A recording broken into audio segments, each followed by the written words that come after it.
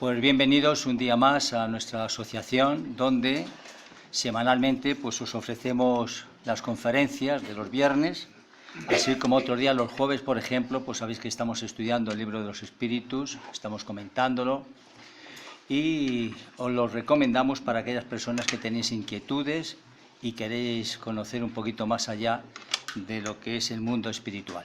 Bueno, en este día pues tengo el placer, y es verdad, el placer de presentar a un querido amigo. Ya sabemos que cuando presentamos a los amigos casi siempre exageramos de las cosas que decimos de ellos, pero en este caso no hay exageración, porque Víctor es una persona muy valorada, muy apreciada, muy querida en esta casa, es miembro de esta asociación y desde hace mucho tiempo pues trabaja como adoctrinador en las reuniones mediúnicas. Para aquellas personas que no sepan lo que es adoctrinador, pues ampliamos de que son los intérpretes que se comunican con el medium con el fin de que el espíritu le transmita su comunicación y él pregunte a través del medium al espíritu.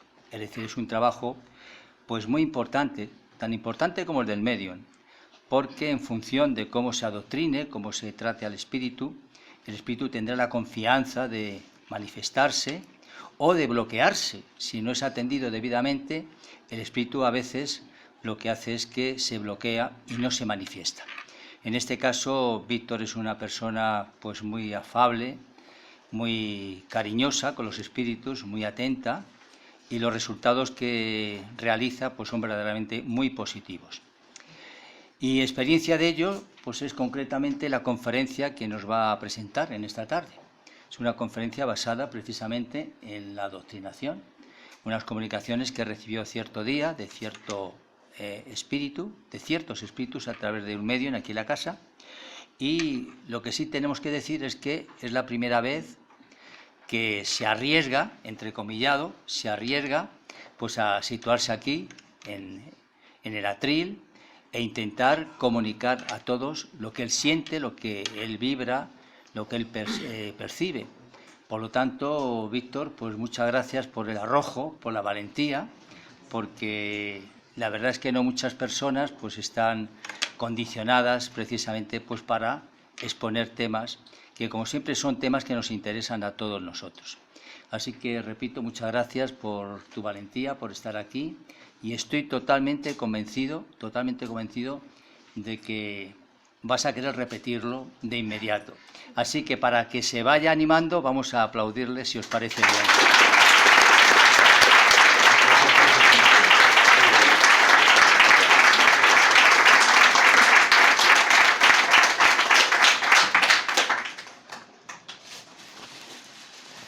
Pues nadie me avisó de lo nervioso que se pone uno a este lado de la trila. Así que, bueno, pues de antemano me disculpo por los posibles lapsus que pueda haber y, bueno, pues espero vuestra comprensión. Y, bueno, quisiese empezar pues agradeciéndoos a todos pues que en una tarde de viernes tan buena pues estéis aquí, a oscuras, escuchándome. Bueno, pues para mí es una satisfacción. Muchas gracias a los miembros de la asociación que bueno, pues confiéis en mí para que esté aquí. Y María José y Fede, de Divulgadores del Misterio, pues también por acompañarnos, como siempre. Gracias a los hermanos desencarnados, que de alguna manera curiosa y misteriosa yo me siento arropado, y creo que es por lo que yo estoy aquí, porque yo cuando iba a clase en la universidad me ponía en la última fila de atrás para que no me sacasen al encerado, y la verdad es que me siento raro, pero envuelto y acompañado. Y me vais a permitir que salude especialmente a Juan Miguel. María Jesús no está, pero bueno, porque lleva como más de un año insistiéndome en que salga aquí a hablar, y yo llevo más de un año negándome, resistiéndome, porque, bueno, ya me conocéis, aquí en la asociación yo prefiero escuchar que hablar, y bueno, no sé, me cuesta. Pero resulta que a raíz de 3 comunicaciones mediúnicas, como os ha dicho, yo pues soy un acompañante de los medium. Sucedió una cosa muy curiosa. Normalmente los martes solemos grabar las comunicaciones para uso interno, para lo que nos pueda servir, por si viene algún mensaje especial, por recordarlo, que no se pierda. Y bueno, pues en una de las comunicaciones, a pesar de que la batería de la grabadora estaba bien, se quedó de repente sin batería. Bueno, pues nada, ¿qué le vamos a hacer? La segunda tenía batería, grabó, pero al ir a reproducir no salió nada. Y en la tercera, el propio espíritu, a través de Medium, me dijo: ¿con qué palabras le tenemos que decir que queremos que usted salga ahí para comunicar su desde su propia experiencia lo que le estamos diciendo? Con lo cual ya, después de eso, no había marcha atrás. Ya era obligado. Entonces, bueno, pues quiero poner un poco la primera diapositiva como marco, pues la simbología de la uva, del racimo de uva, que para nosotros los espíritas es algo pues muy entrañable. Porque en la introducción del libro de los espíritus de Allan Kardec, los propios espíritus le dicen a él que ponga ese símbolo como manifestación del trabajo, del trabajo mediúmnico. Decía Allan Kardec, escribía que bueno, pues el espíritu es el licor que encierra la uva. La propia uva es, de una forma misteriosa, la unión del cuerpo y del espíritu, y todo ello aderezado con el trabajo del viñador, que no puede faltar, diciendo siempre que el trabajo es fundamental. Nada se nos va a dar por ciencia infusa, y entonces hay que currárselo, hay que trabajar. De ahí que bueno, pues quisiese poner esta imagen como marco. Aunque ya lo ha adelantado Juan Miguel, y antes de nada, antes de acometer ya lo que es el cuerpo de la conferencia, pues os quisiese hacer un breve resumen de cómo trabajamos los martes en la mesa mediúnica. En esta asociación normalmente trabajamos de dos en dos, un medium y un adoctrinador. Medium es el que recibe al espíritu, incorpora al espíritu. Puede haber otro tipo de mediunidad, pero la más frecuente en la época actual es la mediunidad de incorporación. El medium incorpora al espíritu y habla el mensaje que éste nos quiere transmitir. Adoctrinador es una palabra un poco fuera de uso y a mí personalmente no me gusta, pero bueno, viene en la literatura espírita de corte brasileño y lo utilizamos habitualmente. En realidad nosotros no adoctrinamos, no imponemos una doctrina. Me gusta más la palabra acompañante, tertuliano, bueno, hablador o acompañante, está bien. Y bueno, pues es lo que hacemos. Entonces, el adoctrinador lo que hace es bueno, dialogar, ver qué le pasa al espíritu, si tiene algún problema, o recibir el mensaje si se trata de un espíritu superior elevado, pues recibirlo, preguntarle, solicitar aclaraciones, bueno, pues trabajar. El adoctrinador también debe ser medium, no medium de incorporación, como los medium propiamente dicho, sino medium de intuición. Es decir, debe recibir pues, precisamente eso que no se sabe de dónde sale, porque uno no está tan preparado para tener ese tipo de conversaciones y sin embargo las tiene, con lo cual hay que achacarlo a la intuición. Y bien, pues tres comunicaciones mediúmnicas. Resulta que un martes, pues un espíritu, yo creo que superior, me habló de bondad, del bien. En un martes consecutivo, a continuación, otro me habló de belleza, del arte, y por último un tercero, pues me habló de la verdad. Me resultó muy curioso, porque son como tres temas muy abstractos, decir, bueno, ¿por qué no me hablan de amor? ¿Por qué no me hablan de fraternidad, de justicia, de tantos otros temas abstractos que pueden ser como más interesantes? Curiosamente, de bondad, de belleza y de verdad. Bueno, pues quedó ahí. Yo atendí a los espíritus y al día siguiente, tranquilamente, suelo llevar yo un diario de a bordo donde yo apunto pues, las cosas que me llaman la atención. Bueno, para que no se me olviden, aparte de las grabaciones, pues cosas para uso personal. Y me dio por buscar por ahí pues estos tres temas, bondad, belleza y verdad. Y me encontré con que detrás de estos temas tan abstractos hay toda una problemática filosófica que desde el siglo IV a.C. los filósofos están planteando. Gracias a Aristóteles se les pone nombre a los tres, se llama los trascendentales del ser, ¿no? Y está en toda metafísica pues desde entonces. Lo retomaría Tomás de Aquino en el siglo XIII, pero prácticamente todos los filósofos lo han estudiado y lo han tratado como una forma de progreso espiritual o de explicar la metafísica, lo que está más allá de lo que ven nuestros sentidos corporales. Dejó de estar de moda a partir de Descartes porque bueno, se fue imponiendo un tipo de filosofía como más subjetiva y luego ya pues, con Kant, Hegel, Marx y los filósofos más actuales pues un tema que prácticamente no se trataba considerando que era algo subjetivo. Entonces, yo me pregunté a mí mismo, digo, bueno, ¿y qué pasa ahora que en pleno siglo XXI, espíritus superiores nos viene a hablar de bondad, de belleza y de verdad? O sea, ¿por qué? ¿Qué es lo que hay aquí? Bueno, pues es un poco lo que yo os voy a transmitir, voy a intentar transmitiros en esta conferencia. La imagen, pues es un fresco que está en el Vaticano, la Escuela de Atenas, pintado por Rafael allá por el 1510, entre el 1510 y el 1512. Recoge casi todos los filósofos de la época antigua y en el medio pues tenéis a Platón, que es el que tiene la barba plateada, y a su lado Aristóteles. Se sabe que es Platón porque, aunque en la diapositiva no se puede ver, lleva un libro titulado El Timeo. Allí en el fresco en el Vaticano se puede ver. Y Aristóteles lleva la Ética Nicómaco, por lo cual sabemos que es Aristóteles.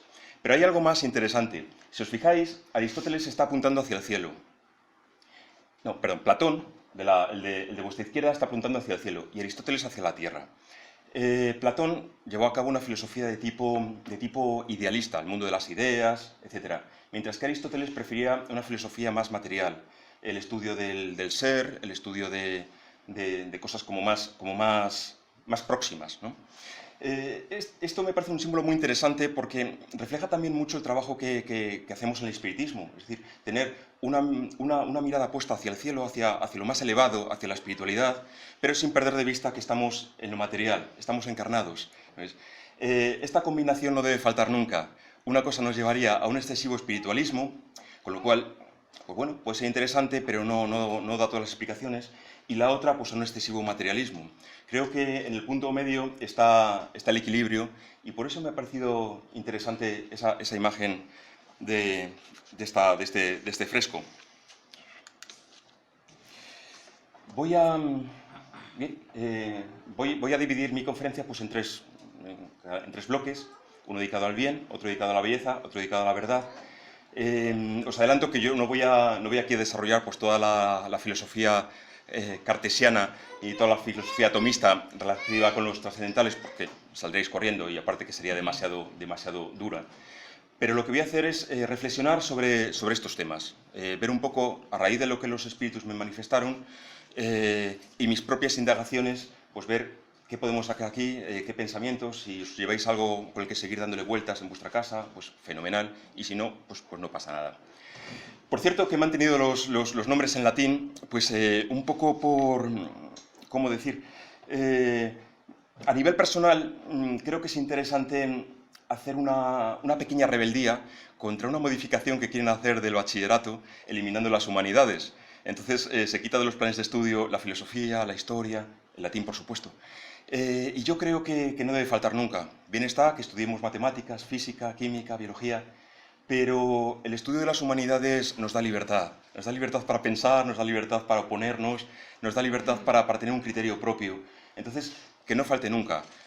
No usaré mucho de latín, pero bueno, como pequeña broma lo voy a dejar así. Sobre todo porque son las palabras que utilizó Tomás de Aquino, bonum pulcrum et verum, para designar los trascendentales, y bueno, pues también por homenaje hacia él las voy a mantener. Empezamos, por tanto, con el bien, que fue la primera de las comunicaciones, el bien, lo bueno. En la diapositiva tenéis el fotograma de una película que a mí me gustó mucho. Viene de una trilogía dirigida por el director polaco Krzysztof Kieślowski y que hizo cine francés. Hizo una trilogía titulada Azul, Rojo y Blanco. No tiene nada que ver con la historia, son tres historias, tres películas. Lo único es que tienen una unidad las tres, que es esta imagen. Una señora mayor, encorvada, que con mucha dificultad se acerca pues, a un sitio para reciclar botellas y bueno, pues lo hace ese movimiento. No tiene obligación de hacerlo, probablemente su cuerpo apenas se lo permite, se va arrastrando, nadie se lo va a agradecer, nadie la va a aplaudir, pero ella lo hace. Ella, en su fuero interno, piensa, tengo que reciclar, pues por lo que sea, porque es bueno para el planeta, porque a mí me deja buen cuerpo, porque lo que sea, no sabemos su interés. Vamos, la película no tiene nada que ver, pero lo hace. Busca el bien en sí mismo, no el bien para algo, sino el bien en sí. Y bueno, a mí esta imagen siempre me ha impresionado mucho. Fijaos, desde que el hombre es hombre, desde el principio de la historia de la humanidad, hemos buscado saber distinguir el bien del mal. Se dice que tenemos una conciencia, mejor o peor formada, que nos permite diferenciar y tener pues, una capacidad moral de distinguir cuando hacemos algo bien, cuando hacemos algo mal. En el libro del Génesis viene una historia que conocéis bien, seguro. Viene explicado en la parte de la creación. Bueno, sabéis que el libro del Génesis hay que estudiarlo con una interpretación alegórica. ¿Qué es una interpretación alegórica?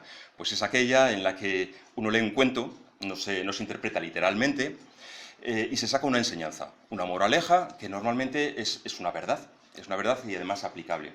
Entonces, el Génesis y la mayor parte de los libros de la Biblia hay que interpretarlos así, alegóricamente, si no todos los libros, pero bueno. Entonces, bueno, pues conocéis la parte del paraíso. Dios ha creado el paraíso, ha puesto dos árboles, uno el de la ciencia del bien y del mal y otro el libro de la vida. Y en concreto, pues le dice al hombre y a la mujer que pueden comer de todos los árboles, excepto del árbol de la ciencia del bien y del mal. Y entonces aparece la serpiente, y ya sabéis que se acerca a la mujer y le dice, ¿por qué no coméis de todos los árboles? Y dice ella, pues Dios nos permite comer de todos los árboles, excepto de la ciencia del bien y del mal, porque nos ha dicho que si comemos, moriremos. Y entonces dice la serpiente, no moriréis. Y Dios ha prohibido comer de ese árbol porque seréis como dioses, tendréis capacidad de distinguir el bien y el mal. Y a partir de ahí, bueno, pues ya sabéis cómo sigue la historia. Pero fijaos, una cosa curiosa. ¿Cuál es la tentación?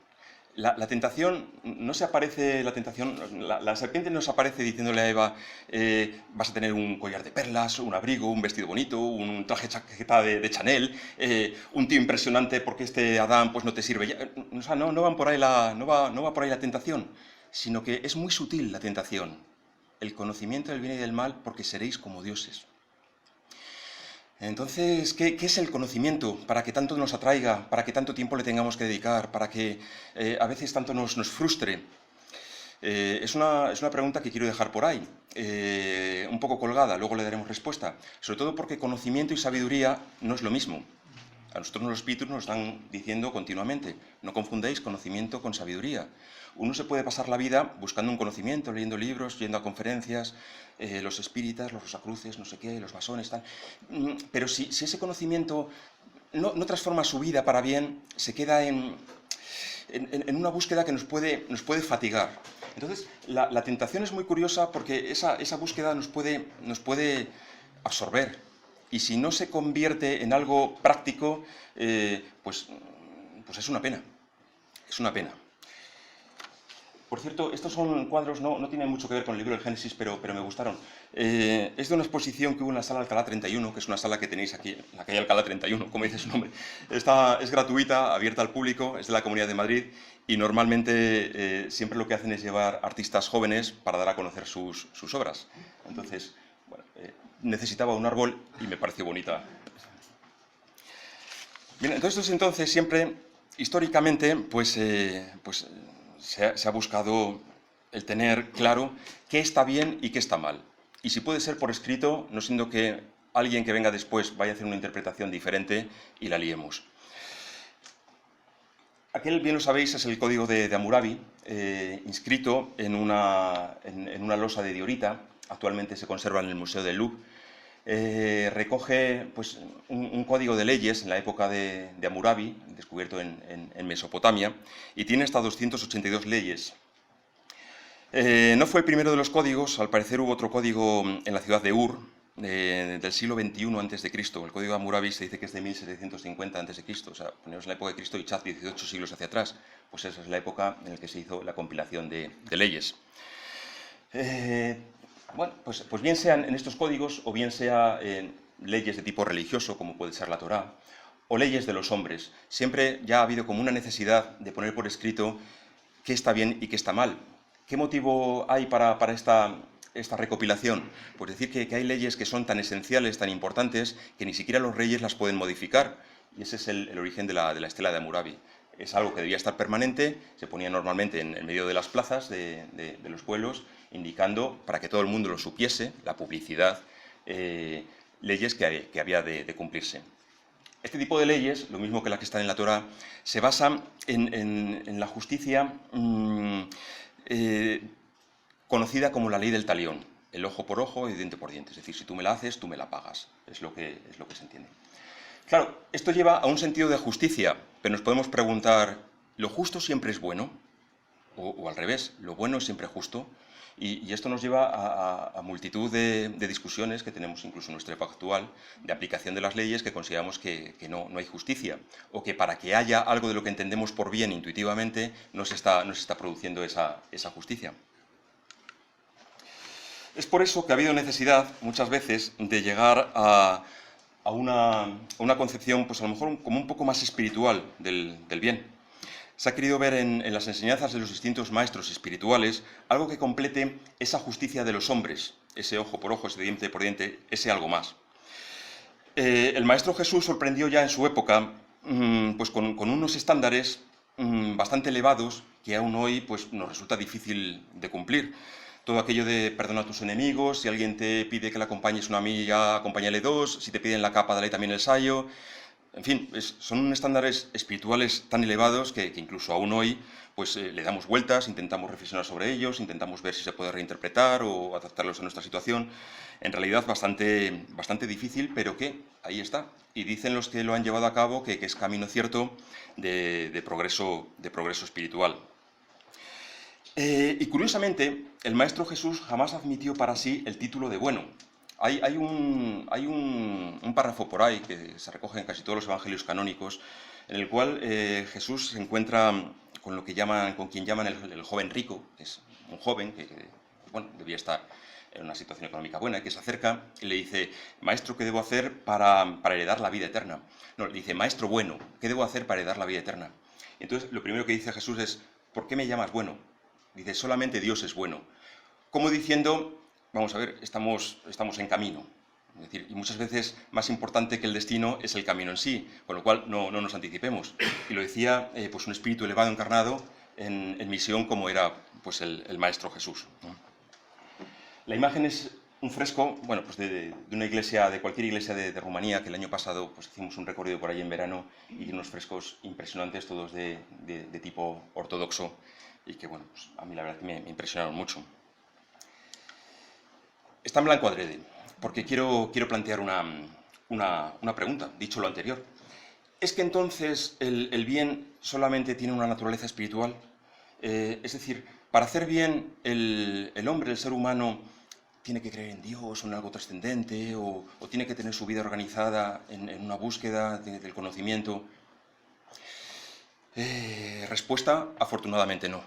Y eso vamos, es una opinión personal, eso es una esperanza para el planeta. Y os pongo un ejemplo. Jean-Paul Sartre, filósofo francés,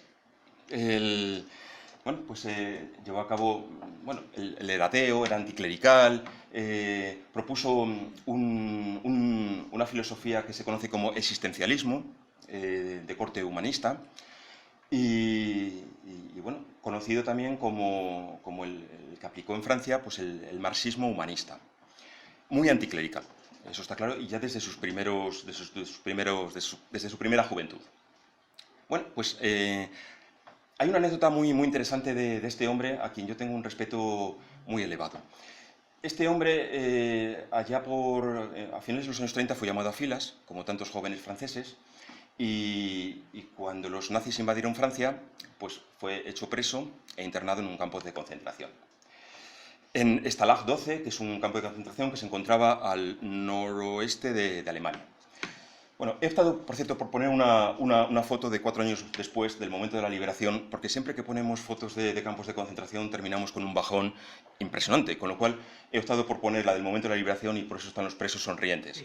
Es Stalag, es el campo de concentración donde estuvo Sartre. Incluso encontré por ahí pues, unos documentos muy curiosos donde bueno, pues, se habla la disposición que tenía, las literas que tenía pues, la enfermería, etc. Bueno, son todo documentos pues, que nos reflejan pues, aquello que se pasó. Bueno, pues vamos a ver, sucede... bueno, y esto es una maqueta de cómo sería el campo de concentración, pues con los barracones, las torres de control, bueno, pues el típico campo de concentración que conocemos por documentales, etc. Bueno, pues sucedió en la Navidad de 1940 que estaban en el propio campo, pues como se podía estar. Apesadumbrados, ¿qué iba a pasar? Había gente que de repente desaparecía, les decían que volverían, pero no volvían. Se empezaban a hacer exámenes personales para ver quién era judío, quién no. Bueno, pues la historia que ya conocéis. Y se dio un pequeño milagro. No se sabe por qué el director del campo de concentración, pues nazi, aceptó porque la noche de Navidad se representara una pequeña obra de teatro. Y entonces Sartre, que no creía en Dios, escribió la más bonita historia de Navidad que podéis encontrar. Barional, hijo del trueno. Esto se ha publicado hace poco aquí en España, incluso pues, la editorial nos ha cortado un pelo y ha plantado un ateo que presenta mejor que nadie el misterio de la Navidad. Bueno, es una historia bellísima, bellísima. Y te llama la atención cómo es posible que alguien que no cree en Dios escriba eso. Eso. De verdad, os lo recomiendo que las próximas Navidades, si queréis, junto con los cuentos de Navidad de Dickens, que tampoco deben faltar a leerlo, leáis a Barional, hijo del trueno. Porque además Sartre tuvo la idea también de hacer de una forma solapada, ver que cuando se representaba, los presos viesen en los romanos a los nazis invasores. Y entonces, de una forma muy curiosa, sin que se enteraran los propios alemanes, insufló un gran ánimo en los prisioneros. Podemos imaginar que esa noche de Navidad de 1940 muchos prisioneros se fueron a la cama con algo en su alma, con esperanza. Alguien les había hecho despertar esa pequeña esperanza que les llevó a resistir y decir, bueno, esto tiene que acabar, tenemos que salir de esta. Desde luego fue una genialidad por parte de Sartre. Muy bien, pues aquí las cosas quisiera plantear algunas de las dificultades que nos podemos encontrar en la búsqueda del bien. Riesgos o dificultades. Y la primera que se me ocurre, a ver qué os parece, es la costumbre que tenemos de identificar bondad con ñoñería. Es decir, pensar que los buenos son tontos o son ñoños o lo que sea. Seguro que casi todos pues, recordáis la serie de televisión de los 80, una de tantas, ¿no? En las cuales, bueno, la típica familia de ricachones que tenían no sé qué vicisitudes y se hacían putadas entre ellos y bueno, pues muy divertido. Y aquí, bueno, yo no sé vosotros, los más jóvenes a lo mejor no lo conocéis, pero todos íbamos por los malos. O sea, los buenos eran insufribles, eran insoportables de sosos, es que eran memos. En cambio la abuela, que era una jodida, porque eran maravillosas las putadas que hacía, íbamos todos por los malos, ¿sabes? Bueno, Hollywood, hay que decir que ha distorsionado mucho el concepto de bondad, maldad, etcétera, porque hace que los malos nos resulten simpáticos. Y cuidado porque esto se cuela por osmosis en la sociedad, ¿no? Y muchas veces, cuando uno intenta despuntar en la empresa, en la sociedad, etcétera, pues como que tiene que hacer algo, pues bueno, malo para ser valorado. Y esto se nos cuela y al final nos transforma y nuestras vibraciones bajan. Entonces, pues bueno, quizá por eso el Maestro Jesús dijo aquella frase tan curiosa de aquel consejo que daba a sus discípulos, de tenéis que ser sencillos como palomas, pero tenéis que ser también como las serpientes avispados. No me sale ahora la palabra exacta, pero bueno, astutos como serpientes. En otras palabras, sed buenos pero no seáis tontos, ¿sabes? Porque una cosa no tiene nada que ver con la otra. La segunda dificultad yo la llamo la paradoja del bueno, y os cuento. Es lo siguiente. Uno, pues en un momento dado de su vida, dice, bueno, pues a ver, venga, voy a intentar cambiar, voy a intentar superar mis defectos, voy a intentar ser simpático, voy a intentar sonreír al conductor del autobús por la mañana, bueno, todo este tipo de cosas. Comienza a trabajárselo. Y entonces, no sé qué resorte tenemos dentro que automáticamente dice, vale, estoy luchando por ser bueno, lo estoy consiguiendo. Y entonces empiezas a juzgar a todos los que están alrededor, ¿sabes? Diciendo, yo estoy luchando por ser bueno, pero este no. Se empieza a juzgar y, curiosamente, se deja de ser bueno. Por esa maldita costumbre que tenemos de juzgar a los demás, de no darnos cuenta que el camino espiritual, sea el que sea, es un camino personal. Y los demás, pues oye, cada uno sabéis que hacemos lo que podemos, ¿sabes? Pero en el momento en el que hacemos eso, pues caemos en la hipocresía. Si recordáis, la mayor parte de las palabras más duras que todos los maestros espirituales han pronunciado, entre ellos pues Jesús, es contra los hipócritas, ¿no? Mirad, en la imagen muestra las ruinas del monasterio de Port-Royal, un monasterio benedictino situado en el sur de París. Este monasterio era famoso por muchas cosas. Bueno, entre otras, se había erigido allá por el siglo XII y estaba compuesto por un grupo de monjitas que pues estaban allí muy bien y todo eso.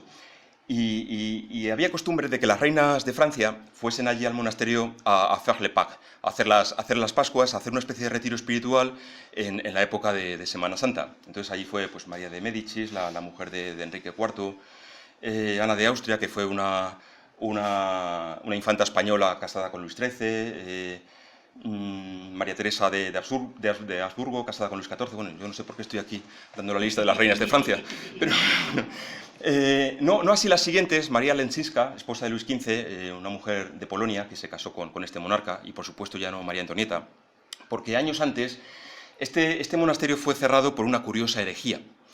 Resulta que las monjas de este monasterio pues se tomaron tan a pecho el ser perfectas que se volvieron insoportables. Es decir, al mínimo atisbo de cualquier tentación no dudaban en sacarse las disciplinas y ponerse el trasero como un tomate. Si les venía cualquier tentación de índole carnal, no dudaban en desvestirse y rebozarse en la nieve para con el frío lograr domar su cuerpo. Bueno, es decir, era algo exagerado. Y, por supuesto, eso terminó en un orgullo horroroso, hasta el punto de que un enviado del Papa, que fue a ver qué estaba pasando en Port-Royal, las vio en una anécdota que luego contaría el santo cura de Ars. Dijo, estas mujeres, dice, son puras como ángeles, pero soberbias como demonios. Está recogido. Entonces, pues cerraron Port-Royal y se consideró que había incurrido en una herejía que luego se conoció como jansenismo. Pero nos da idea, yo creo, de dos enseñanzas. La primera es que el orgullo, juzgar a los demás, pues no ayuda en el camino espiritual. Y en segundo lugar, ojo a los excesivos espiritualismos. Porque, decía el psicoanalista suizo Carl Gustav Jung, no sé si se pronuncia Jung o Jung, porque debería ser Jung, pero como es alemán creo que se dice Jung. Pero bueno, decía, somos seres espirituales viviendo una experiencia corporal. Y tenía razón. Es decir, somos espíritus, no somos personas que tengamos espíritu, que tengamos alma, sino que somos, nuestro yo esencial, nuestro yo más profundo, nuestra esencia es espiritual. Y ahora estamos aquí pues con un cuerpo con el que tenemos que trabajar, ¿no? Pero tenemos que trabajar y tenemos que estar conscientes de que tenemos que vivir. A ver, respetamos a los que se van al Tíbet y se meten en una lamasería, a los que van a la India y pues se encierran en un monasterio hindú o aquí mismo, vamos. Pero, perfecto, son caminos. Pero para el común de los mortales, que somos la mayor parte de los que estamos aquí, hay que vivir la vida. Y hay que disfrutar las cosas materiales, porque entre otras cosas nos dan lecciones muy importantes para nuestro progreso espiritual. Creo que es otra de las lecciones que podemos sacar del tema de Port-Royal. La tercera de las dificultades, yo lo llamo pues el tema de los prontos. Los prontos, el mal carácter, las emociones mal educadas, pasiones descontroladas, etc. Y seguro que os ha pasado a muchos de vosotros y de vosotras. Perfecto, uno en la vida pues pretende mejorar, pretende hacer las cosas bien, pero de repente ha dormido mal o lo que sea, o le ha sentado mal la digestión, se cruza con alguien que le cae mal o le dice cualquier cosa y ya está, le ladras, ¿sabes? O le sueltas una, o sea, los prontos, ¿sabes? Que luego te arrepientes, llegas a casa y dices, pero vamos a ver, ¿por qué? Si no tengo necesidad, si a mí, en fin, y te queda dentro como un resabor que dices, ¿pero qué necesidad he tenido yo? Bueno, pues ese es un tema de trabajo que yo creo que en esta reencarnación se nos está pidiendo a todos. Dominar nuestro carácter, educar nuestras emociones, intentar, en la medida de lo posible, pues tener un carácter lo más sosegado posible.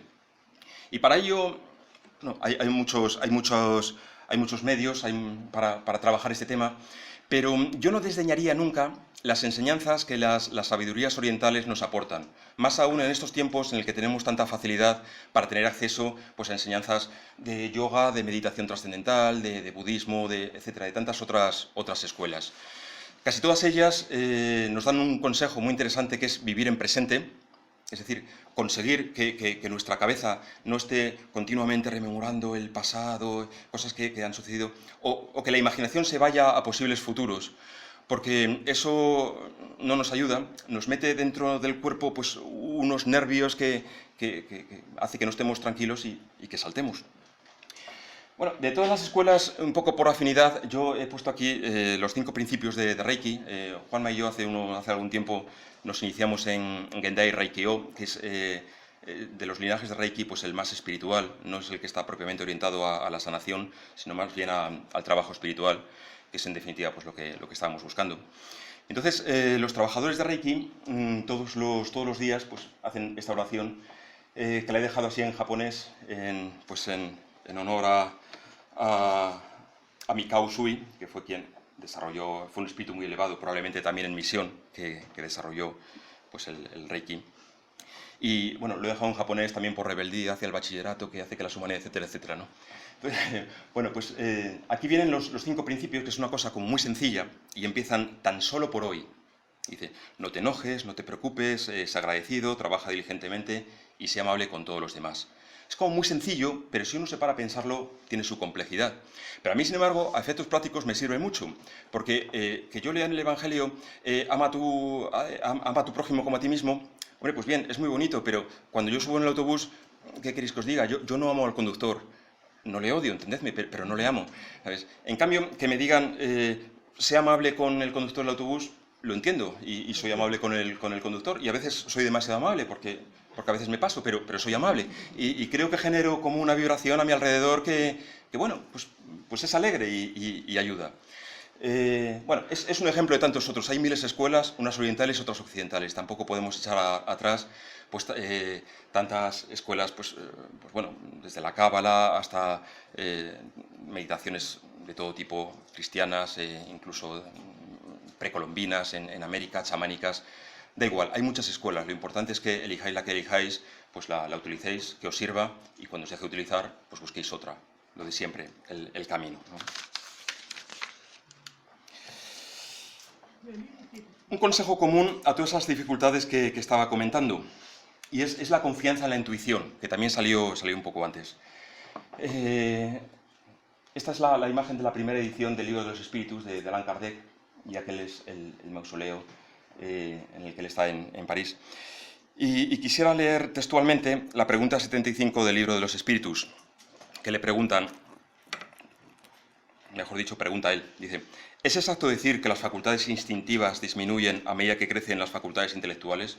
Es una pregunta compleja, no le deis más vueltas. Sin embargo, quiero que os fijéis en la respuesta de los Espíritus que se recogió en el Libro de los Espíritus. Dice, no, el instinto existe siempre, pero el hombre lo descuida. El instinto puede también conducir al bien. Casi siempre nos guía y a veces lo hace con más seguridad que la razón. No se extravía jamás. En nuestra situación actual de hombres y mujeres del siglo XXI, el instinto lo tenemos abandonado. Antes, al parecer, por instinto, pues sabían dónde había que erigirse un templo, dónde había un cruce de caminos donde la energía podía fluir. Se tenía ese instinto que hemos perdido, pero nos dicen que lo podemos recuperar. No voy a entrarme en esto porque sería muy largo y me iría bastante del tema de la conferencia, pero quiero que os quedéis con esa idea. El instinto, cuidadlo y trabajadlo. Y hay un indicio de que estamos en el camino del bien.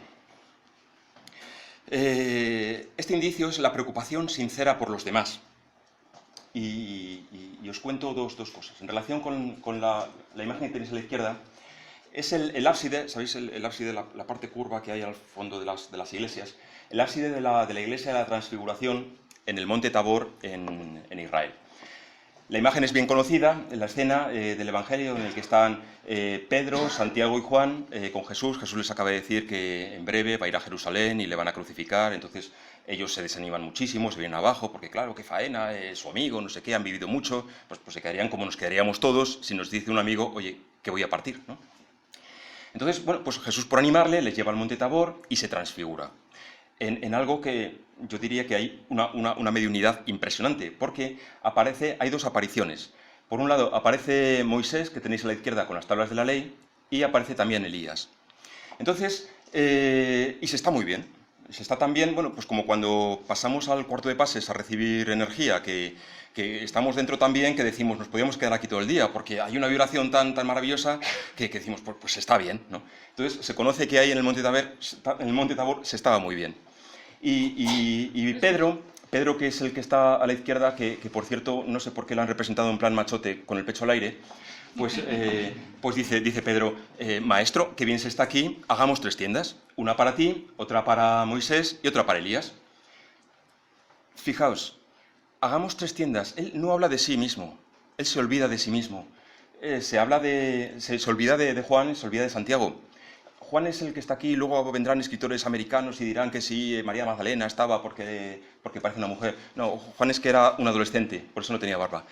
Entonces, vale, dice, o sea, podía haber dicho, hagamos una tienda grande y nos metemos los 6. O hagamos 6 tiendas y estamos cómodamente y ya está. Bueno, hay ya todas las combinaciones que queráis, pero no. Dice, hagamos 3 tiendas, una para ti, para Jesús, otra para Moisés y otra para Elías. Él no piensa en sí. Me llama la atención eso. Cuando se empieza a saborear el bien, se piensa en los demás. Bueno, no voy a continuar mucho, pero justamente después de este párrafo, si lo veis, tenéis a continuación en cualquiera de los evangelios uno de los párrafos donde más se puede reconocer que en el evangelio se consideraba la reencarnación. Porque hay una conversación que le dice Pedro a Jesús, oye, ¿por qué han dicho los profetas que Elías tiene que volver de nuevo? Y dice Jesús, no, si Elías ya ha venido y se lo han cargado, con otras palabras. Y entonces dice el evangelista, entonces comprendieron que le estaba hablando de Juan Bautista. Es decir, claramente asimila a Juan Bautista como la reencarnación de Elías. Y si queréis profundizar en esto, en el libro de los Espíritus hay un apartado muy grande sobre la pluralidad de existencias. Lo desarrolla y mucho mejor que yo. Bueno, y la cita del Bhagavad Gita, también en el mismo sentido, esto no es que vaya yo de guay y lo esté leyendo en inglés, es que yo estoy leyendo la Bhagavad Gita en español, pero me gusta la imagen esta que encontré por ahí y lo puse en inglés. Es decir, la Bhagavad Gita es uno de los textos sagrados hindúes, en este caso comentado por Gandhi, que me parece que lo ha hecho bastante atractivo para el hombre occidental. Y dice en el capítulo 3, el ignorante ejecuta todas sus acciones con apego para su propio provecho, pero el sabio debe de actuar con desapego por el bienestar de los demás. Esto no quiere decir que uno se olvide de sí mismo. Hay por ahí un dicho, no es un dicho evangélico, ni es más bien un tipo refrán o algo así, que dice que la caridad empieza por uno mismo. Y sin duda esto hay que tenerlo en cuenta. Es decir, uno no puede olvidarse de sí porque tenemos un cuerpo que cuidar y es una responsabilidad, tanto para nosotros como para las personas que nos rodean y a quien queremos. Pero lo que no quiere decir es que tengamos un excesivo apego a nuestro ego, sino que tengamos un punto de referencia en los demás. Por último, aquí va un latinazo que os dejo de Tomás de Aquino. Decía, ens et bonum convertuntur. ¿Qué quiere decir? Literalmente, el ente y el bien se convierten. ¿Qué es el ente para todos los filósofos? El ente es lo mismo que el ser por excelencia. ¿Y quién tiene el ser con todas las facultades? ¿Quién es la causa primera? ¿Quién es el primer principio? ¿Quién es el primer clifot en la cábala? Bueno, lo llamamos Dios. Por eso decimos, en última instancia, desde la filosofía, que Dios es bueno. Y tiene una bondad que se nos pide imitar en la medida que queramos buscar un progreso espiritual hacia arriba. No voy a hablar de la imagen porque se me va el tiempo. Y paso a la segunda de las comunicaciones. Pulcrum. La belleza, el arte, lo bello. El fotograma está cogido de una de mis películas favoritas, Hamam, el baño turco, una película del director turco-italiano Ferzan Özpetek, que ha hecho mucho cine italiano. Y este director se caracteriza en todas sus películas por 2 cosas. Primera, por una búsqueda de la estética. Cuida mucho los detalles. Bueno, aquí es fácil porque, bueno, pues pone Estambul con Santa Sofía y demás, esto de por sí pues es una maravilla. Pone de espaldas a la actriz italiana Francesca Daloia, que es maravillosa también.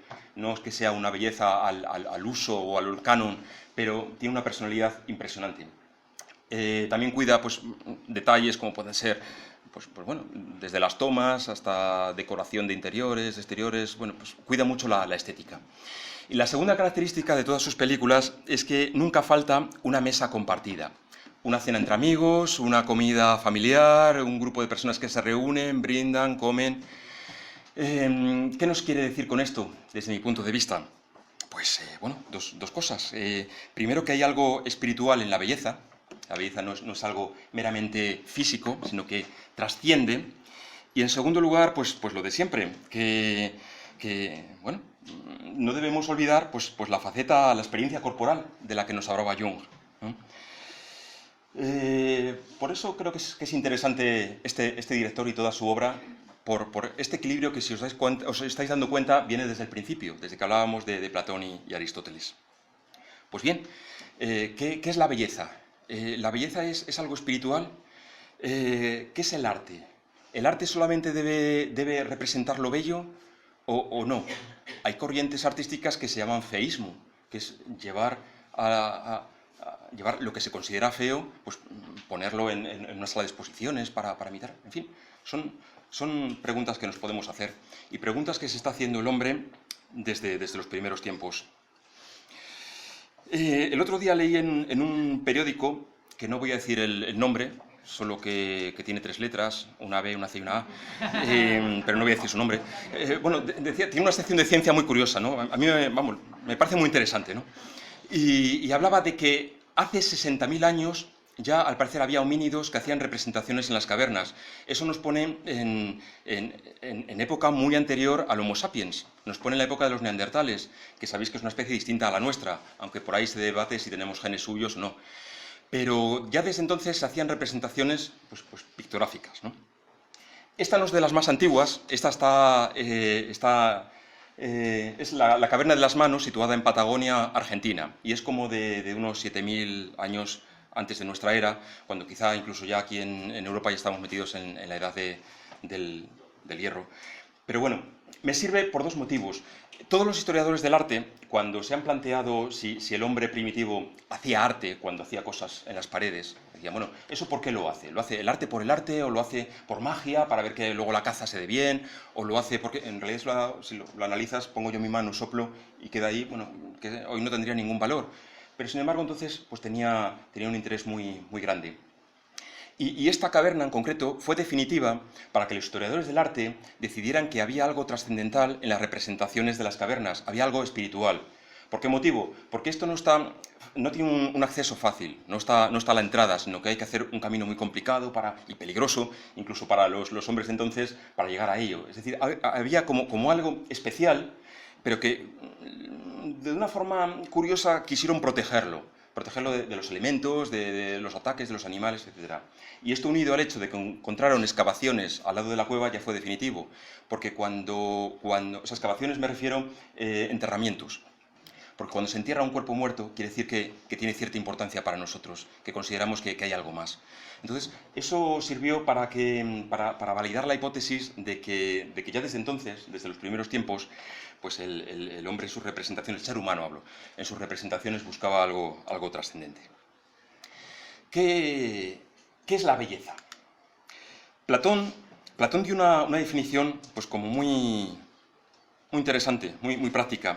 Decía, bello es lo apetecible, lo que complace a los sentidos. Bueno, pues si vemos al David de Miguel Ángel, pues, esculpido entre el 1501 y el 1504, pues obviamente, lo mires por donde lo mires, complace a los sentidos, ¿no?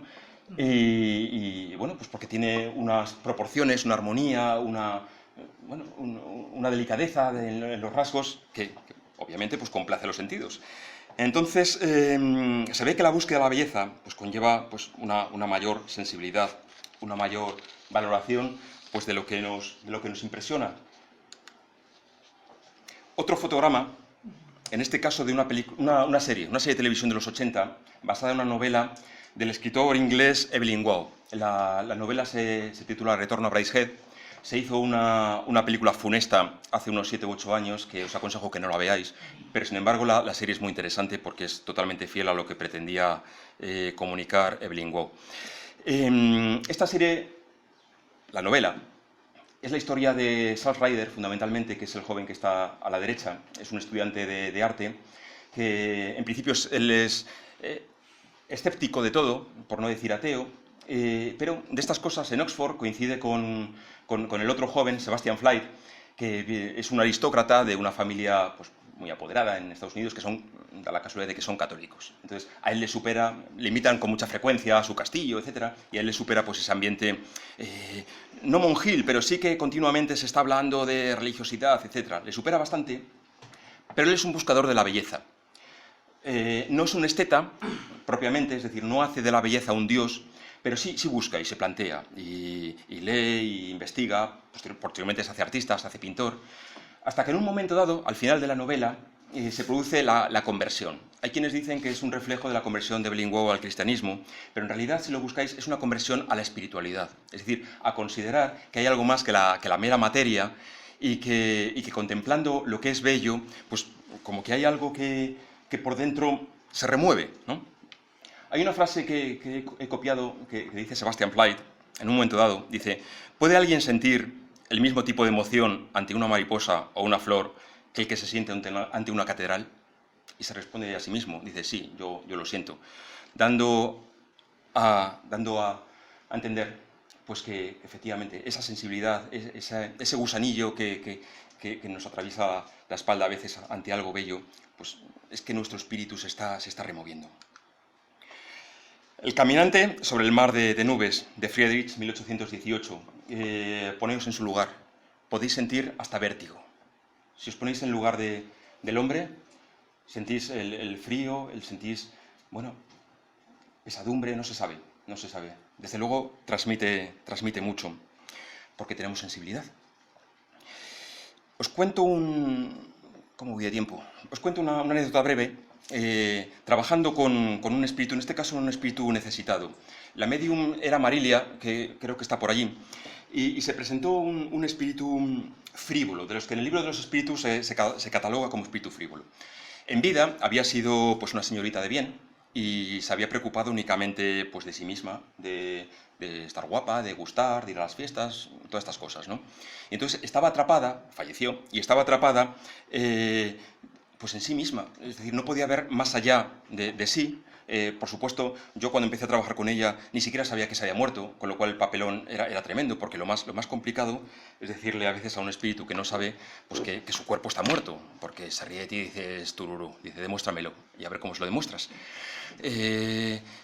Y bueno, pues por supuesto no había forma de hablarle de Dios porque se enfadaba. Si un espíritu no ha creído en Dios o lo ha tenido como una cosa, pues cuando muere su cuerpo, pues no le hables de Dios porque se te pone una mala leche que aguántale tú.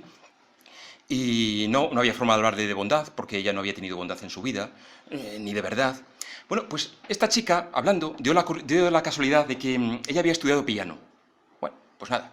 Y entonces la empecé a sugerir que qué tal si probaba a tocar en el mundo espiritual el piano para todos los espíritus que estaban atrapados como ella en un lugar espacio-tiempo que ni avanzaban para adelante ni para atrás.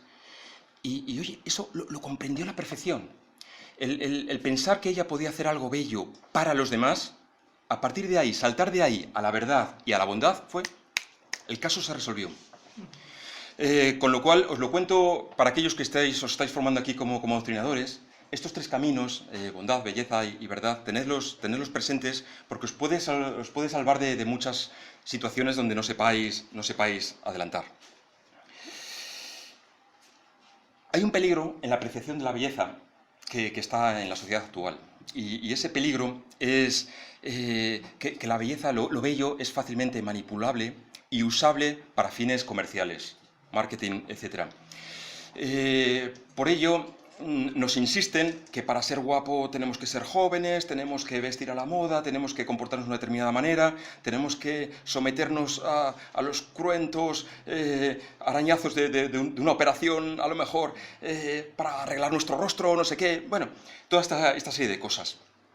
bueno, que cada uno haga lo que le dé la gana, porque lo de siempre, el camino es individual y por supuesto que cada uno haga lo que quiera. Pero yo lo que me opongo y a lo que os animo a que os opongáis es a que nos cuelen a que tenemos que estar uniformados y ser de una forma que nos diga, pues, las grandes corporaciones o a saber, ¿no? Me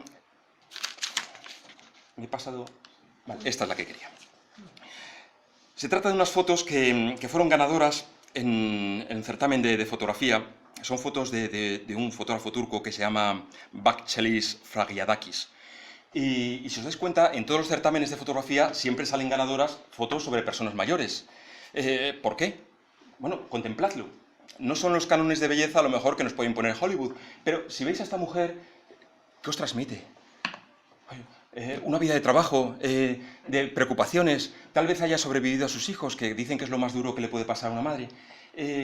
A lo mejor carencias, tal vez haya pasado hambre en su juventud, qué sé yo, no lo sabemos, pero cualquiera de ellos, de verdad, hay belleza, en estos rostros hay belleza.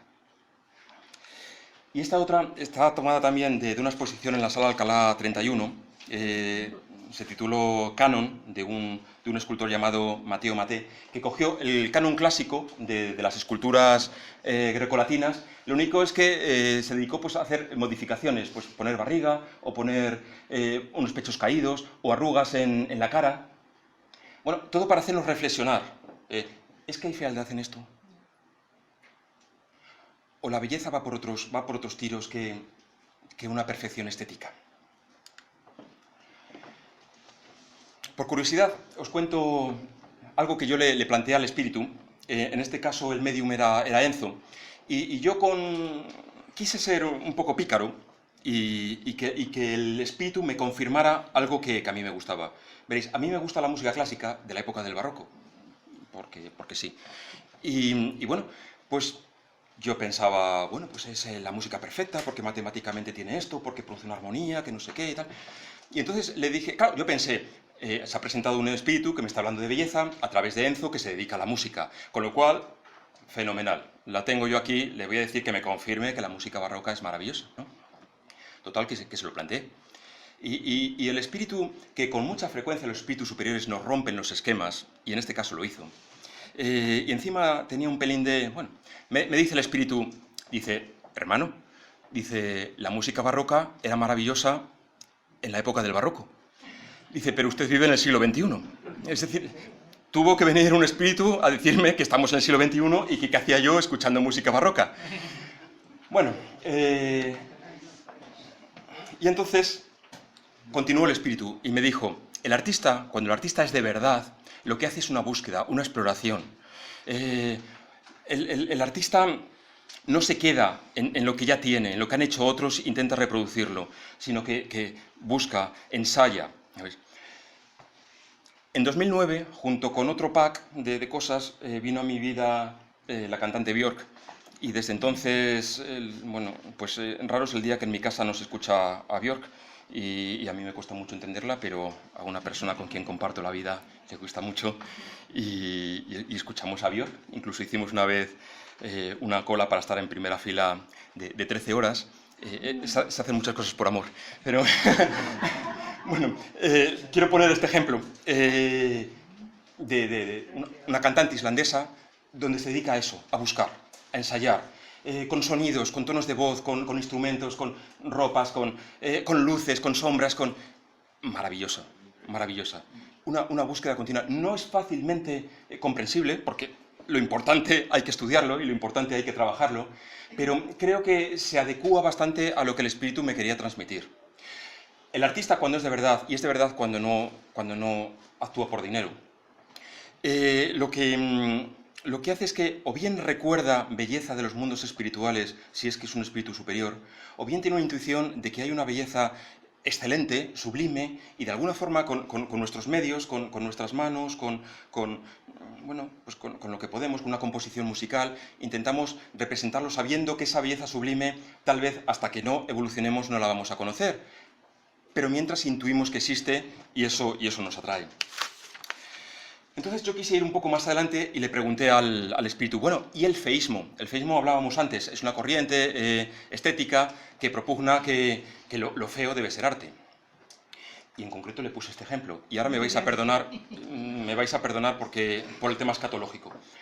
Piero Manzoni es un artista italiano que en el año 61, bueno, es contestatario y tal, pero bueno, hace las cosas no de malas, no para protestar, sino para que la gente piense, para que la gente no vaya a las galerías, se dedique a mirar así, sino para, bueno, provocarle algo dentro de sí que le haga reflexionar. Y entonces en 1961, puso sus excrementos en 90 latas y las etiquetó literalmente, pues así, en varios idiomas. Merde d'artiste, mierda de artista, bueno, pues eso. En el Museo Pompidou de París hay una sala dedicada a uno de estos tarros, ¿sabéis? Si alguien me pregunta cuál es el contenido luego en el turno de preguntas, no lo voy a responder. Pero, por cierto, y las vendió al precio que tenía la cotización del oro en ese día.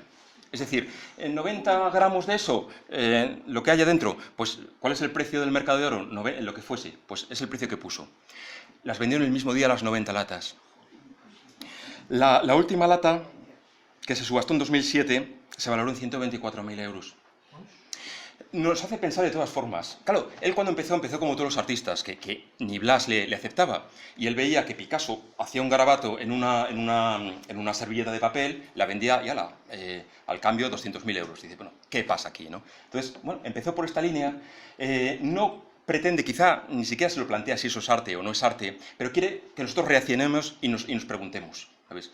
¿Qué estamos haciendo? ¿Qué estamos haciendo con nuestra vida? ¿Buscamos la belleza? ¿No? Tal, ¿no? Bueno, lo dejo ahí.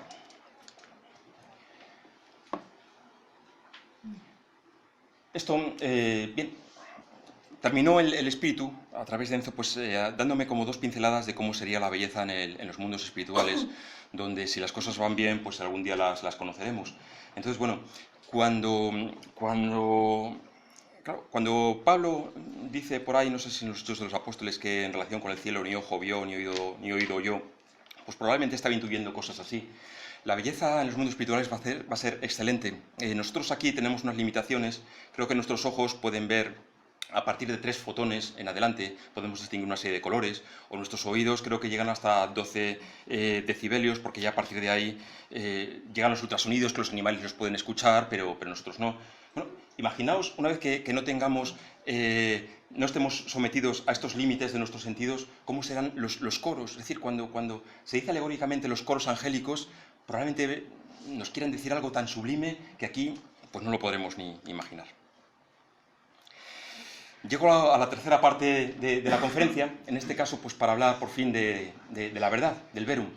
Empiezo como siempre con un fotograma de otra de mis películas favoritas, In the Mood for Love, que se ha traducido al castellano como Deseando Amar, del director chino Kong Kar-wai.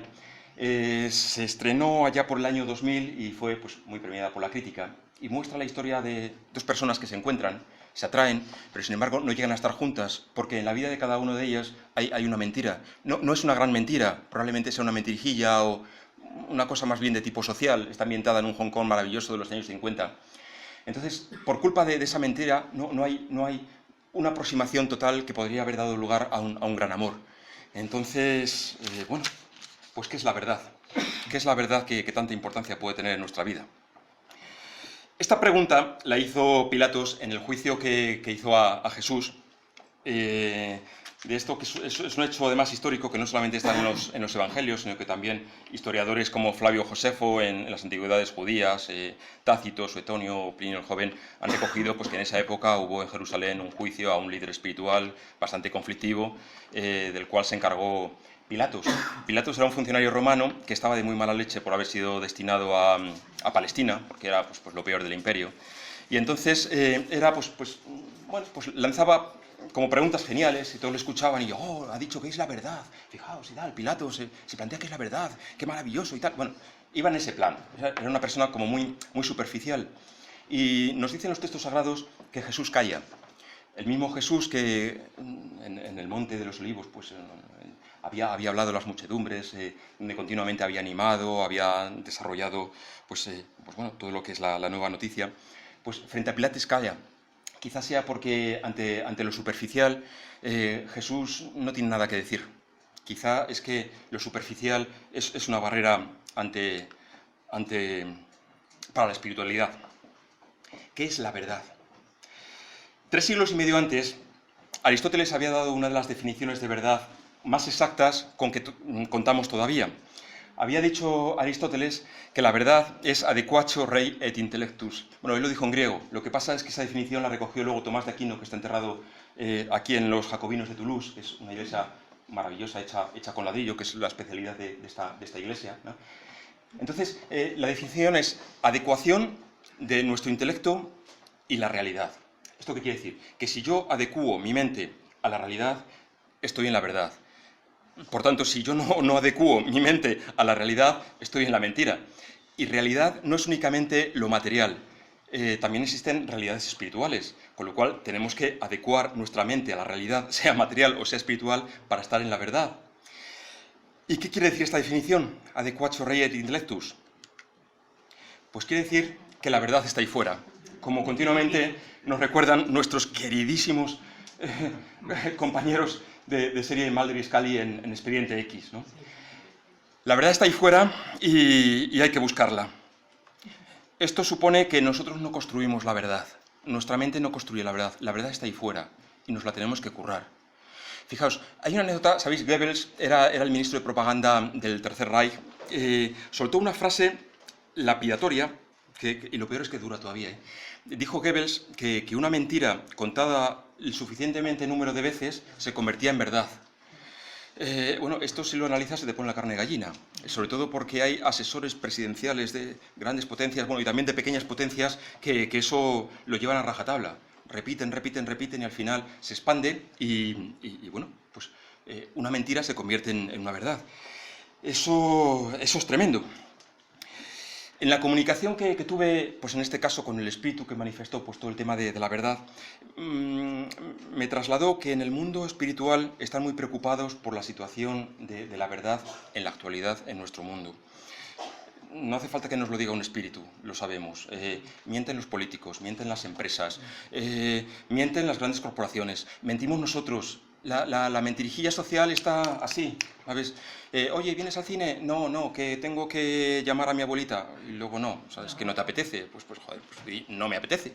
Y ya está. Más que nada porque las mentirijillas también, sobre todo las sociales, pero todas en general, nos provocan una bajada impresionante de nuestro patrón vibracional y por ósmosis del resto del patrón de las vibraciones del planeta. Y eso es tremendo, porque con la mentira se evita que el planeta evolucione. Entonces hace falta una gran, perdón por la expresión porque no me gusta un pelo, hace falta una cruzada de verdad, de una verdad radical, porque si no, no evolucionamos. Hay una serie fantástica que me gusta mucho, que es American Horror Story, que bueno, pues la están echando por ahí, está en la 7ª temporada, se llama Cult, ¿no? Esta serie lo que hace es recoger aquellas cosas que a lo largo de la corta vida de los Estados Unidos ha provocado miedo en su población. Entonces pues tiene pues una temporada dedicada a brujas, otro pues a psiquiátricos, a hoteles con misterios, etc. Y en esta última, que está recién estrenada, ha propuesto algo que realmente está provocando pánico ahora mismo en los Estados Unidos, y es la polarización que se ha producido en las últimas elecciones presidenciales. Por muy poquitos votos, sabéis que se ha producido, pues obviamente yo no voy a hablar de política aquí, pero se ha producido una situación allí donde la gente está muy enfrentada, hay una gran polaridad. Entonces, el protagonista, uno de los protagonistas, que es Evan Peters, es el joven de la izquierda, pues se plantea llegar a, bueno, pues a hacer una carrera política. Entonces, primero quiere llegar a ser concejal y acto seguido, con un plan, es una persona muy inteligente, con un plan detallado, pues quiere llegar a ser senador y finalmente presidente de los Estados Unidos. Entonces, al principio, cuando va para concejal, va a casa por casa buscando votos, ¿no? Y bueno, pues llega una y dice, mire, hay que cambiar esto porque resulta que el índice de criminalidad ha subido en la época de Obama pues como un 60%. Y entonces dice la mujer que le recibe, 60%. Dice, ¿y dónde saca sus fuentes? Y responde él, está en Facebook. Cuidado. Las redes sociales se están convirtiendo, ¿sabes?, en un motor de la mentira. Hasta hace nada, la gente hacía una carrera de periodismo donde, bueno, pues buscaba la noticia, la contrastaba con la realidad, Atención, contrastar realidad. Y si era verdad, la publicaba, y si no, pues no. Pero ahora mismo todos nos hemos convertido en periodistas. Todos tenemos cuentas sociales y nos llega algo que nos gusta, que es chispeteante, y acto seguido lo compartimos con todo el mundo sin pararnos a ver si es verdad o si es mentira. Esto es un gran problema. Es lo que llaman las fake news, que ahora se habla tanto, y bueno, pues puede ser un gran problema. Hay un grupo que en los 70 cantó una canción que a mí me encanta, que es, bueno, el grupo es Fleetwood Mac, y la canción es Tell Me Lies, Tell Me Sweet Little Lies, quiere decir, cuéntame mentiras, cuéntame mentirijillas. Y bueno, pues más o menos un diálogo entre una pareja y vienen hablando, pues bueno, de lo que pasa con pequeñas mentiras que lo que hacen es poner una gran piedra en sus relaciones. Bueno, muy interesante. Entonces, vuelvo a lo mismo. La mentira lo que hace es provocar una bajada de la vibración espiritual. Pero es más, si para aquellos que os estéis preparando para ser médiums y veis que no avanzáis, plantearos, que nadie se lo tome como algo personal, plantearos si hay algo en vuestra vida que no esté del todo conforme con la verdad. Algo que haya que cambiar, algo que pueda ser... Porque de verdad nos insisten los espíritus que para elevar nuestra vibración, nuestro patrón interno, tenemos que buscar radicalmente lo más verídico, lo más verídico. Bueno, no solamente para los que os forméis como mediums, para todo aquello que estéis en un camino de progreso espiritual, plantearos este tema de una forma continua, porque mirad, la mentira es para el progreso espiritual lo que un bocadillo de callos es para la gastronomía. O sea, un horror. Y termino con dos reflexiones a modo de conclusión. Hemos hablado de bondad, hemos hablado de belleza, hemos hablado de verdad. Estos tres conceptos, como os decía al principio, son universales. ¿Qué quieren decir con eso los espíritus cuando nos dicen que son universales? Bueno, no solamente los espíritus, también Platón y Aristóteles ya lo entendían así. Pues quieren decir que se da en cualquiera de los mundos que conocemos, bien corporales o bien espirituales. Pero ¿qué es más? Por el libro de los espíritus de Allan Kardec sabéis que nos hablan de una pluralidad de mundos habitados, de planetas habitados. Pues parece ser que en todos ellos hay una búsqueda, hay un estudio de lo que es verdadero, de lo que es bello y de lo que es bueno. ¿Por qué motivo? Porque de alguna forma misteriosa la comprensión de estos tres conceptos nos lleva a una mejor comprensión del infinito, del ser supremo, de la causa primera, de lo que llamamos Dios, que yo no me atrevo mucho a utilizar esta palabra porque me da miedo a lo infinito encerrarlo en un concepto y entonces empiezo a manipular algo que es infinito, pero bueno, creo que me comprendéis. Entonces, esas perfecciones que entendemos que es de lo superior y que se nos pide de alguna forma imitar dentro de cada uno nuestro estado evolutivo, pero imitar lo mejor posible. Gracias a Aristóteles primero, a Tomás después, estos tres conceptos, verdad, bondad y belleza, pues tienen un nombre colectivo, lo digo por si lo veis por ahí, que se llaman los trascendentales, ¿no? Y estos trascendentales forman una unidad, de tal forma que en el extremo superior lo que es bueno es bello y además es verdadero, o viceversa, lo que es verdadero es bonito, pero también es bueno. Podéis hacer aquí todas las combinaciones, pero no solamente entre los tres, sino también con algo más, con el amor. Y podéis estar diciendo, pero ¿y este por qué salta ahora el amor? Bueno, pues porque dice Tomás de Aquino, los tres trascendentales, bondad, verdad, belleza, también se adecuan, se pueden intercambiar con el unum, con el ser superior, con eso que hablamos de Dios, que a su vez hemos dicho que es amor. Por tanto, donde hay amor hay verdad, y encima es bonito, y además es bueno. Y aquí podéis jugar con las cuatro palabras porque se pueden intercambiar y siempre llegáis a lo mismo. Por eso en el camino espiritual, si alguno no puede avanzar por el camino de la bondad o de la verdad, que pruebe la belleza.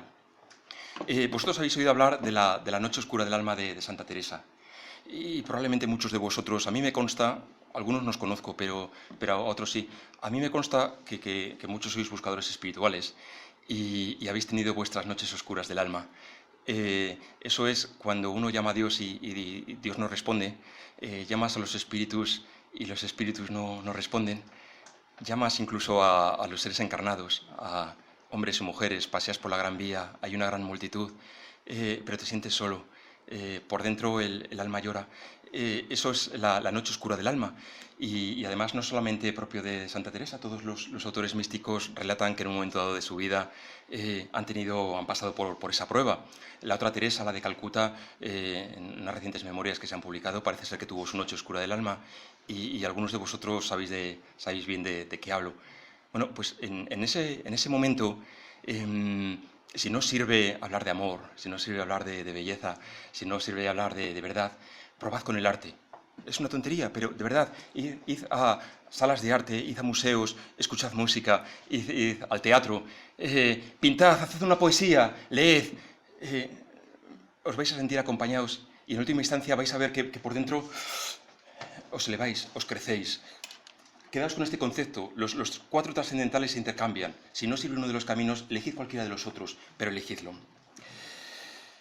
Por eso, el amor tiene una simbología muy curiosa en forma de cruz que os voy a transmitir.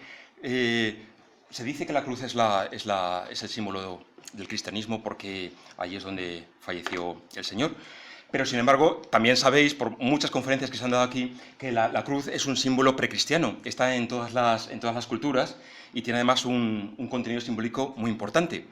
Sabéis además que los primeros cristianos rechazaban utilizar la cruz porque les parecía algo feo, parecía algo, lo rechazaban, ¿no? Bueno, pues ¿cuál es el significado simbólico de la cruz?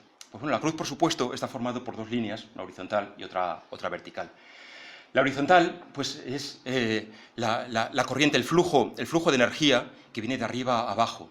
Es el amor de Dios, si queréis, o el amor que uno eleva hacia lo más alto. Por eso, en Reiki decimos la energía más pura del universo que recibimos y transmitimos. O por ejemplo, los judíos piadosos, sabéis que todos los días rezan el Shema Israel. Shema Israel, Adonai, Al-Hanu, Adonai, Ahad. Escucha Israel, el Señor tu Dios es el único Dios y amarás al Señor tu Dios con todo tu corazón, con todas tus fuerzas, con todo tu pensamiento. ¿Vale? Eso sería la línea vertical. ¿Y cuál es la horizontal? Pues por supuesto, la línea horizontal es el amor que se nos pide que nosotros pues, compartamos pues, con todos nuestros iguales. Es el Maestro Jesús y otros tantos maestros espirituales que vienen a continuación y dicen, perfecto, pero amarás al prójimo como a ti mismo. Y si me apretáis y si me apuráis, estoy a punto de terminar, de las dos corrientes, claro, las dos unidas, pues nos da, acordaos, el hombre de Vitruvio, ¿os acordáis? ¿Vale? Pues como lo más perfecto, ¿sabes? De las dos, ¿cuál es más importante? Me puedo equivocar y esto es meramente una opinión, pero me quedo con la horizontal.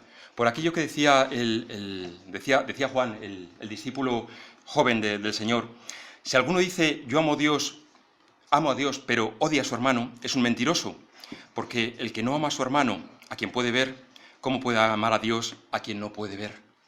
Bueno, pues si Juan dice eso, yo poco más puedo añadir. Sino daros las gracias por vuestra paciencia, disculparme por mis lapsus y mi voz temblorosa. Y bueno.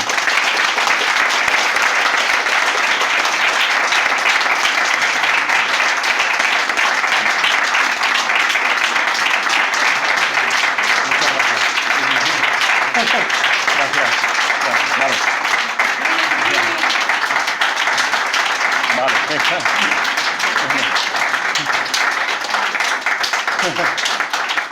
Venga, ya está bien, muchas gracias. Bueno, cualquier comentario, no tienen por qué ser preguntas, pueden ser, bueno, vuestras opiniones o... Por favor, sí, bueno, pues venga. Sí. Es que yo estoy muy disgustado. Ahí va, pues nada, pues volveré a repetirlo. Sí. Estoy muy disgustado porque me da la impresión de que nos has engañado. Sí, es verdad. Porque no puedo concebir que des una conferencia como la que has dado siendo la primera de tu vida. Por tanto, algo hay de mentira por algún lado. Bueno, vamos a ver, está... Bromas aparte, enhorabuena. Bueno, gracias. Bueno, me da un poco de pudor decir esto, pero esta conferencia la he dado en sueños 3 veces. Y, bueno, me he obsesionado un poco, la verdad, horroroso. Sí, porque continuamente tacatá, ¿no? Vamos, que no pensaba en eso. Yo soy economista, yo hago declaraciones de la renta. Y miraba a ver si le salía a devolver o a pagar y venga, hala, el pulcrum, ¿sabes? El bonum, hola. Bueno, horroroso. No, pero curiosamente, bueno, vamos a ver, el mérito no es mío. Primero, el mérito de la casa, porque esto es el fruto de muchos meses de trabajo aquí. Algunas cosas comparto, con otras no estoy de acuerdo, porque es humano ser así, ¿no? Pero bueno, mérito también del trabajo que hacemos en la casa. Y mérito de los hermanos. Que, bueno, yo cuando he entrado por ahí, digo, ¿y si me escapo y no vuelvo a aparecer esta tarde? Y bueno, ya porque estaba Juanma y bueno, no le iba a dejar a él, sino tenía que salir él. Pero bueno, he tenido que rehacer la conferencia varias veces, porque me han sugerido que, sobre todo al hablar de belleza, al hablar de verdad, dice, cuidado, que entre el público hay gente que a lo mejor se lo puede tomar como algo personal cuando no es tu intención. Y si es así, perdone, pero, es decir, yo quería lanzar mensajes que os sirviera en vuestro progreso espiritual, sea el cual sea, que yo no sé cuál sea el vuestro, pero el que sea. Y eso es lo que... Bueno, Rodrigo. Bueno, vamos a ver. La conferencia que nos ha dado, efectivamente, tiene un corte filosófico. Sí. Claro, hay muy poco tiempo para discutir o... Se me he visto con problemas. Aclarar todos los conceptos. Sí. Yo me voy a quedar con el concepto de la belleza. Sí. Para empezar, el concepto de la belleza es completamente subjetivo en todas las personas. Lo que a uno le puede parecer muy feo, al otro no le puede parecer tan feo. O sea que el concepto de la belleza no es estático, sino que se mueve en función de cómo uno lo vive adentro. Entonces, yo opino, con algunas reservas, que la belleza, todo aquello que se contempla, bien sea una poesía, bien sea un cuadro de arte, o bien sea una obra musical, aquello que se contempla tiene que sentar bien en el alma. Todo aquello que sienta bien en el alma de cada uno, eso puede ser bello. Yo no estoy de acuerdo con el espíritu que tú has mencionado. Si yo lo hubiera tenido, yo hubiera tenido una discusión con él. La tuve y no sé por dónde está Enzo por ahí. Bueno, la tuve. Sí. Vamos a ver, decir que la música barroca no despierta emociones, porque a final de cuentas la música que es se hace para despertar emociones, para llegar Las al despierta, sentimiento. las despierta, ya te digo yo que las Para despierta. llegar al sentimiento. Sí. Y por qué la música barroca no puede despertar emociones. Puede hacerlo, como puede hacerlo también otro tipo de música que hay personas como yo, por ejemplo, que no las puede oír. Por ejemplo, y lo digo de pasada y termino, para no ser muy extenso. Hay músicas que se han hecho con un sistema que le llaman el sistema dodecafónico, que no hay quien lo oiga. Que no hay quien lo oiga. Yo tengo algún amigo que empezó haciendo esas cosas y ha terminado dejándolo y aborreciendo, porque no hay quien lo oiga. O sea, no sienta bien en el alma. Sí, quizá, sí, es una opinión mía muy rápida, ¿no? Quizá yo me he expresado mal. No querían decir que hubiese algo feo en música que se ha pasado de moda, sino... Bueno, pero a lo mejor él me ha entendido así. No, lo que me querían decir es que, por supuesto, eso está hecho y tiene cierta... Pero que ellos comprendían que hubiese una continua búsqueda. Por ejemplo, en pintura, en la época del clasicismo, la academia dictaba que todas las en la época de Napoleón III y todo eso, ¿no? Tú ves esos cuadros y te parecen fotografías, ¿no? Porque tenían una perfección tremenda, ¿no? Pero, claro, si nos quedamos en eso, ¿qué ocurre? Que no se progresa. Entonces, a partir de ahí vinieron los sismos, ¿sabes? Es que verás, el arte se hace para crear belleza. Perdón un momento. Impresión. Se hace para crear belleza. Sí. Picasso, que es un gran pintor, sin duda alguna, hace cuadros que yo no los pondría ni en el cuarto. Pues... ¿Por qué no te emociona? Efectivamente. Sí, tienes razón en que tiene un gran componente de subjetividad. Claro, un poco el mensaje era que puede haber una belleza objetiva, que desde luego en nuestra reencarnación ni en ninguna material lo vamos a ver, ¿sabes? Quizá en los mundos avanzados de luz y vida, como llaman los espíritus superiores a planetas que ya están muy evolucionados, se pueda tener un acceso.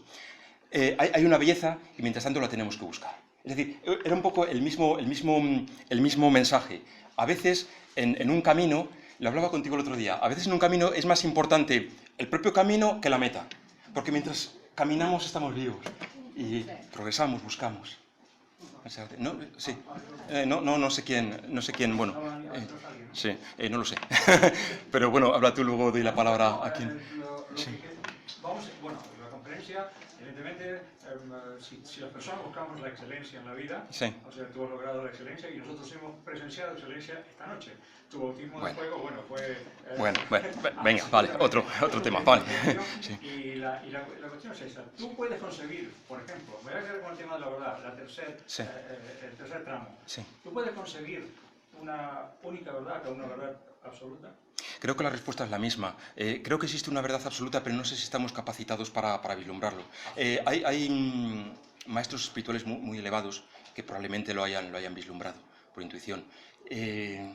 Yo no me atrevería. Y si dijera que sí, si yo ahora mismo dijera hay una verdad absoluta y tienes que creer en... O sea, esto dejaría de ser ahora mismo esto y sería un púlpito, con perdón, sería un púlpito.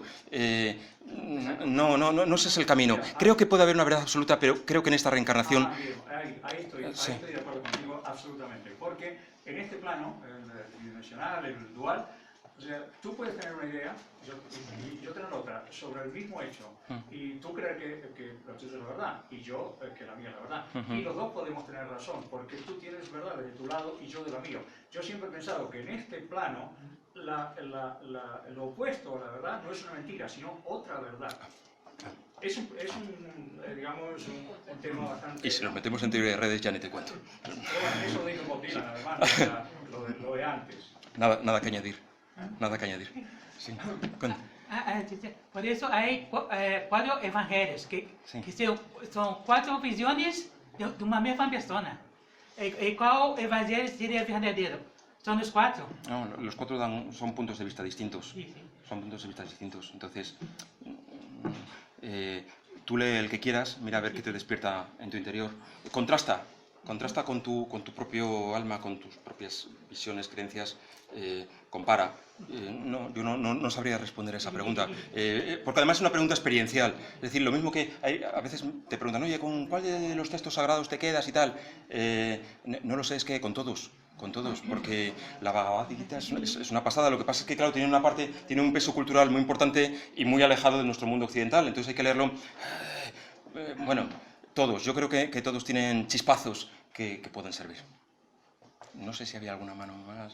Ahí va, sí, perdón. No es una pregunta, Sí. pero quería darte la enhorabuena. No, ya basta, no. Nadie, Sí. pero me ha gustado muchísimo tu conferencia, muy clara, objetiva y bonita.